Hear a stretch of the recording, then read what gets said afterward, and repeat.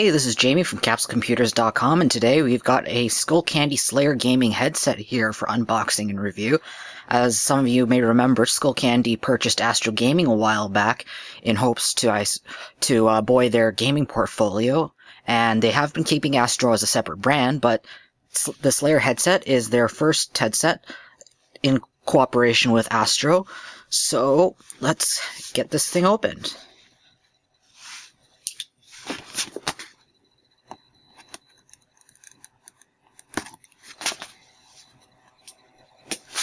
Now, the SLYR headset is a 2.0 headset. It's designed... Whoa, okay, some extra tape I didn't notice here. It is designed for use mainly for PC, PS3, and Xbox, but will work just as well with your Nintendo DS, 3DS, and your PlayStation portables, and your MP3 players, or iPhones, your Android phones, and anything else, really.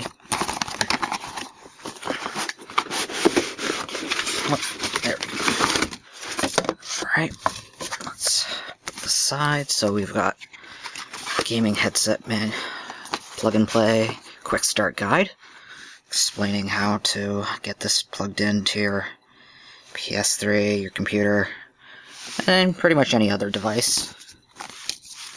Let's put this aside and get to the star of the show here. I have to say it's very well packaged. I don't expect any damage in any sort of shipping. Let's see, what do we have here?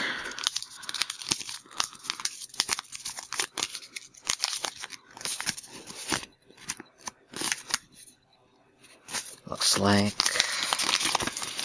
we have our usual warranty paperwork, and okay, we have a huge tangle of cable here. This and the headsets themselves. So far, I gotta say, this is pretty light, and I can see why they needed to add the cable here.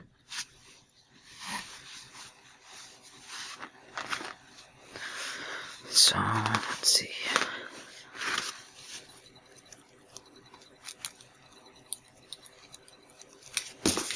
Well, let's just not waste time here and go straight to the quick start guide. As you can probably see already, this is a USB powered headset.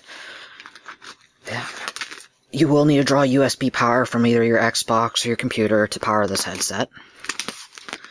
There is a generous tangle of cables here. You should have no problem having this reach from your Xbox and your media center to your computer, to the couch.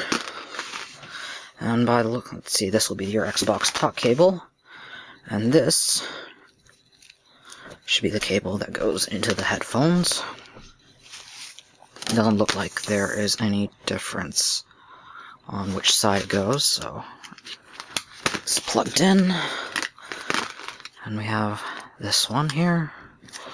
So, as you can see, very clearly labeled what goes into where.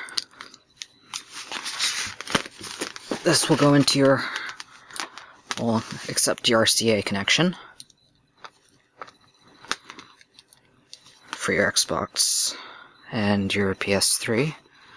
And this, for PS3 users, you'll just need to jam this into your PS3 and it will cover your chat. For Xbox, of course, you're going to need your talk cable. So let's skip ahead here and get to the review of this. And we are back. So I've had plenty of time to review the SLYR headset, and I gotta say I am really impressed by what I've experienced. So let's just quickly go through this. One thing I did notice is these ear cups are a little on the small side. If you, as you can see, like the height isn't that bad, as you can see right here, but the width on the other hand is a little. The padding width is a little bit. For people with bigger ears, as you might be able to see, you can fit there's room inside that you can fit, I guess, like pop your ears in and fit. However, if you've got really wide, big ears, you may have a little bit of an issue. I noticed the padding was a little hard.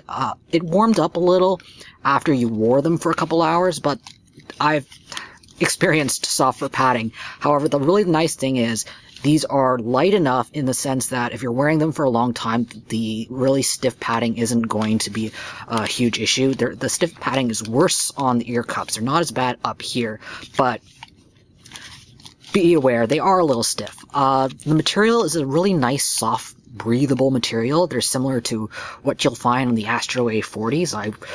I personally prefer this material over fake leather. I find this breathes a lot better and is just really nice on the skin. The mic, I was a little worried because, as you can see, it's not exactly... It's a little flexible, but there's no memory wire. You can bend it a little, but it pretty quickly snaps into place. But thankfully, the mic actually picks up sound very well, and at the end of this review, I'm going to actually provide a microphone sample so you can hear for yourself how well this microphone does. Because it is so... The microphone length is so small, you won't actually need a pop filter. Since it's just nowhere near your mouth and nose, and it does tuck in very nicely in the case you do decide to, take this on with your iPhone or your Android device, or play on your Nintendo 3DS, and it's not going to actually look like you're wearing a gaming headset. This is actually going to look more like you're just wearing a regular pair of Skullcandy headphones, which is great. Okay, I just wanted to show you how this will connect to your PlayStation 3, your Wii, your Xbox. What you're going to do actually is you have a choice. You can either just plug this loose into the input of your TV. You can either plug this loose into at the end of the cable. You can put this into your input, your RCA input on your TV, and then plug your PlayStation 3 or Xbox 360 cables into the back of this. Or alternatively, what you can do is, if you have a slightly nicer TV with RCA out, you can put this into your RCA out and then put your Xbox 360 or your PlayStation 3 cables into your TV, and then just switch your output to your RCA output on your TV, and then you can get sound through your headphones. Of course, if you're on an Xbox 360, you're going to need the chat cable here plugged into your controller to get your Xbox Live chat. PlayStation 3 owners, you're lucky enough, just plug the USB port, the little USB into your PlayStation 3, and you're ready to go. One thing I did notice, as you can see, I'm still going through all this cabling. You have to pardon the mess here, but this is a really long cable.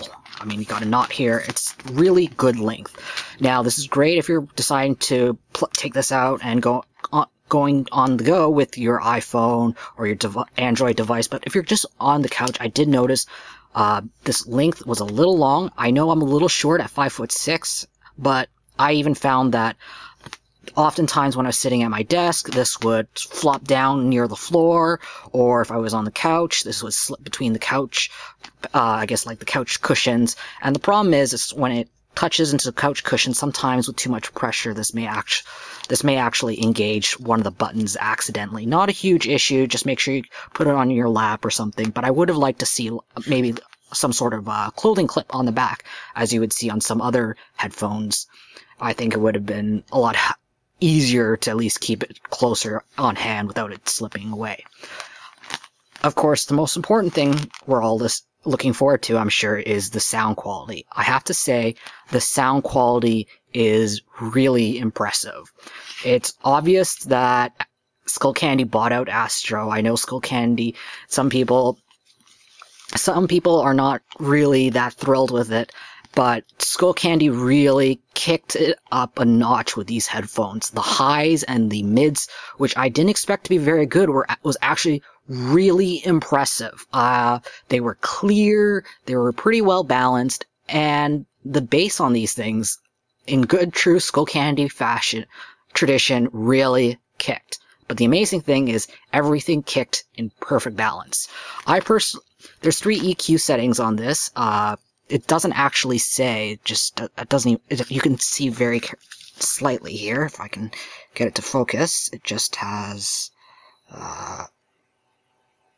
nope, doesn't look like I can get it to focus, but it has a little 1, 2, and 3 here, and it doesn't actually tell you which one each one is, but one is a base mode, the middle is a precision mode, and the other side, the middle is not a precision mode. It's called the supreme mode, which really is a balanced mode, and the other one is a precision mode. And you can just switch between the three easily. I've personally found the bass mode was great for dance music or hip hop and rap, but it was just way overkill for everything else. The precision mode did well for Call of Duty, Black Ops, and whatnot, but time over time, I constantly found myself coming back to the supreme mode. The supreme mode is just really well balanced, very enjoyable to listen to. It's not, I guess it's a little too, some people would say it's a little too bass heavy to be a true competition headset. But frankly, when I unplugged this and I put this into my Astro mix amp, they were honestly, for casual gaming and actually general gaming, most of the times I have actually enjoyed listening to these headsets more than the headset that came with my Astro A40 combo, which is saying quite a bit.